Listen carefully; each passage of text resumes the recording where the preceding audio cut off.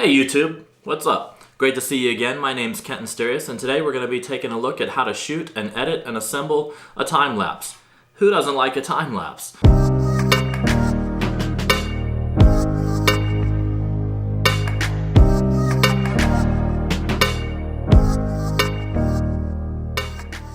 I had every intentions of shooting this in a completely different style. In fact, I went out last night to actually shoot the time lapse, and I was going to shoot it in a vlog type scenario. For a lot of reasons, it just wasn't working out. One, I had a hard time just being comfortable shooting in a vlog format. I was stumbling over my words. Obviously, we're taking what is the word? A time lapse. There were also tons of gnats around, so I'm constantly swiping at at the gnats, trying to get them away from my face. Dadgummit, these gnats are still driving me crazy. Let's get out of here. It was a pretty miserable time, quite frankly. When you're shooting a time lapse, you have lots of time on your hands, and at one point, I was literally shooting B-roll of the back of my car. Why? I don't know why, because that's what you do when you have a lot of time on your hands. You shoot everything and you just do stuff that you think people are going to be interested in, and then you get home and you start putting it together and you realize, wow, that is not going to work. And so anyway, we changed gears and here we are. By the way, if you guys have comments or questions, other ideas for videos that you'd like me to shoot, I'd really love to hear about them in the comments below. If you like the video, please hit like. And even better yet, please hit subscribe. So, how do you shoot a time lapse? Here's a couple things you're gonna need. The first thing you're gonna need is a tripod. Of course you're gonna need a tripod. Just like when you shoot nighttime photography, you have to make sure that that camera is extra steady. In nighttime photography, you're shooting a longer exposure, and so camera shake isn't good. In a time lapse, camera shake isn't good either. The last thing you want is a finished time lapse that's jerky. You don't want a time lapse that's going to be moving around. Next, you need a decent camera with what I prefer to shoot with is a wide angle lens. If you want to set up your shot with a tighter lens for some reason, maybe that's what you need to do, but make sure you're doing that intentionally. Otherwise, you want to shoot a time lapse with a wide angle because it gives you the most view of the sky, the most view of the clouds, and let's face it, generally speaking, it's the movement in the clouds that you want. Now last night, I had a very still night. The clouds were moving very slowly. So that's what we went with. We're gonna have to go with it because that's the conditions that I was dealt.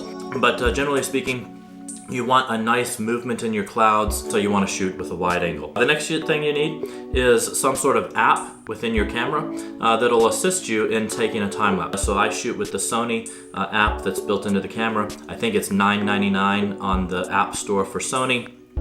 Well worth the price. Get it, it'll make your life a lot easier and produce a lot better results. But within that app, you want to make sure that it's set up to shoot in RAW format. You can have the app just assemble the video for you if you shoot it in video mode. I don't recommend that because you don't have as much control over the finished product. You can't edit your photos exactly how you want them to be in order to assemble them into a finished product. So I shoot in RAW format and then assemble them together, which is what we're going to take a look at now. So let's jump right into Lightroom. As you see here, I've got all of my files. I've got the memory card plugged in, and Lightroom is already pulled up and it's ready to import. So I'm simply going to click the import button and import all of these files into Lightroom. It's going to take a while. I took 960 shots last night, maybe a little overkill. Hey, I wanted that extra smooth time lapse, and that's another thing you need to be aware of. If you space out, if you shoot fewer shots, but space them out further, then you run the risk of having a sort of a jerky time lapse or not a smooth motion time lapse. So I shot many more shots than I probably needed to, but I spaced them closer together, and that's gonna give me a much smoother motion and a little better product in the end. But I'm dealing with nearly 1,000 shots that I have to deal with. So as soon as this imports, we're gonna get going.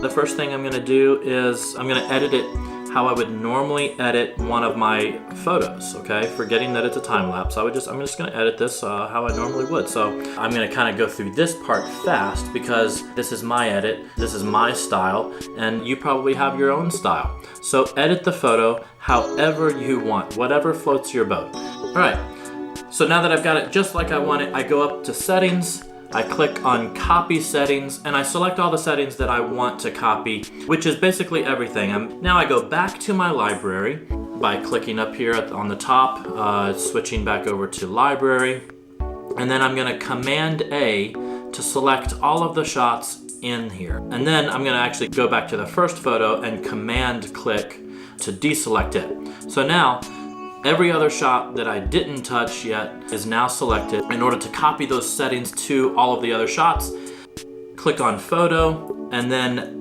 Develop Settings, and then Paste Settings.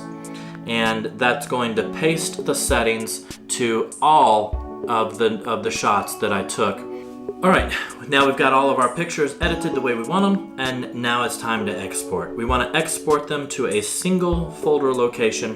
So I'm going to go up here, I'm going to Command A to select all of my shots, and then I'm going to go File, Export, and then choose your own export settings. I created a folder where I want this to be, and I'm going to put all of them in that folder, and I'm also going to make sure that they're exporting at the highest quality, the full quality, because my ultimate goal is to have a 4K time lapse. And then you click on export, and then the fun begins.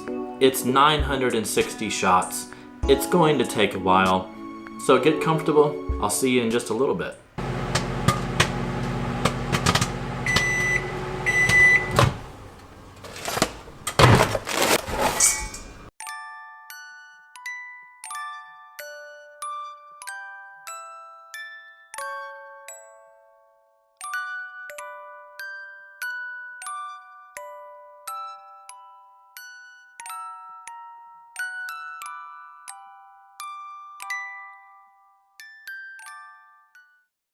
Whew. All right, we are back. I am probably the world's least patient person. All right, I'm gonna use Photoshop to assemble them, and you used to be able to use QuickTime, but I couldn't figure out how to use QuickTime anymore. So anyway, I got Photoshop. Open up Photoshop. So you find the folder that all of your files are in.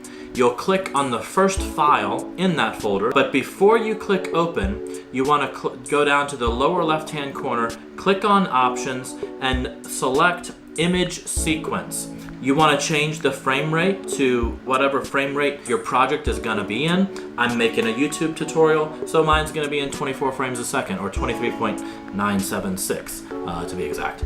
So I'm going to select that as my frame rate. I'm going to click OK. And Photoshop is going to do its thing, and it's going to import all those shots, and it's going to automatically assemble them. Now, one thing you might want to do, click up here in the top right-hand corner, make sure that motion is selected, and that's going to allow you to sort of edit this. Basically, it's going to turn on movie controls, so you can edit this almost like a movie. After they've loaded, it's assembled it, you can just go right to the export mode and export this as a video file. So you'll go up and you'll click on File, Export, and then you'll see something close to the bottom called Render Video.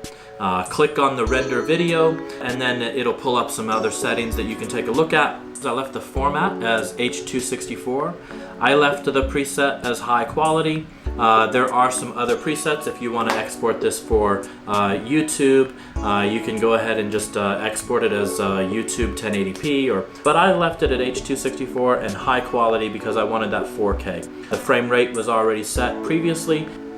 You may want to pick where your final video goes. I wanted to choose and make sure that it goes right where I wanted it, so I created a new folder called Final. I want to put the finished movie file right there. Click export, and boom, we are done. And here is the finished product that we shot last night, followed by a couple of other time lapses that I've shot on other occasions where the clouds and atmosphere was just a little bit more epic looking. Hope you enjoy, and we'll see you next time.